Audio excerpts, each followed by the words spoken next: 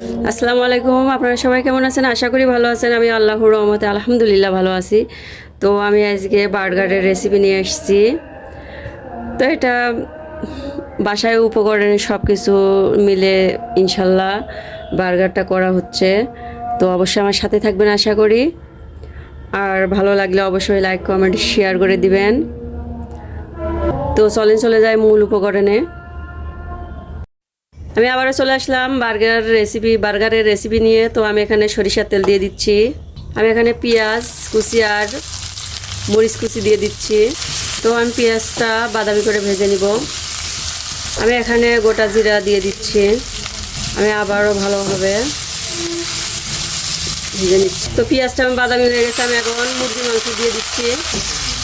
তো আমি পেঁয়াজের সাথে ভালোভাবে মাংসটা ভেজে নিব। আমি এখানে গোলমরিচ দিয়ে দিচ্ছি, স্বাদ মতো লবণ দিয়ে দিলাম। সবগুলো উপকরণ আমি এখন ভালোভাবে মিশিয়ে নিচ্ছি। আমি এখানে সয়া সস দিয়ে দিচ্ছি। ভালোভাবে মাংসটা মিশিয়ে নিচ্ছি মাংসের সাথে। কিছু সময়ের জন্য ঢেকে দিচ্ছি। এখানে টমেটো সস অ্যাড করে দিলাম। টমেটো সস দিয়ে আমি ভালোভাবে আবারও মুরগির সাথে মিশিয়ে নিচ্ছি।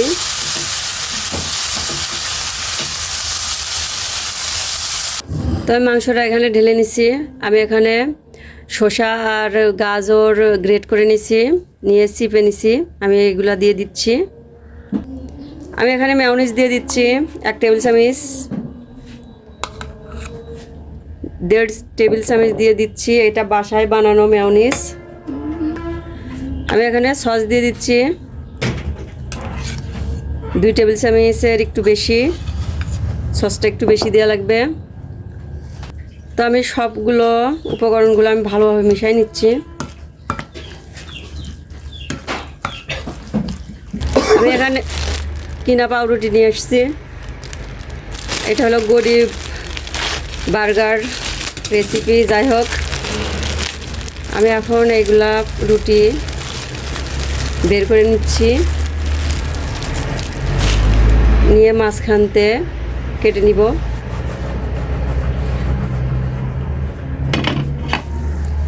এভাবে কেটে নিচ্ছি। আমি এর ভিতরে এখন পুরটা দিয়ে দিব।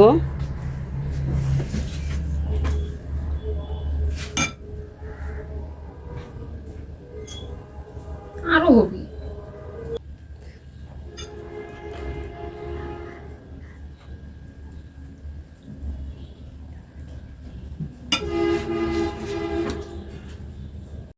তো মাশাআল্লাহ আমার হয়ে গেল গরিব বার্গার রেসিপি।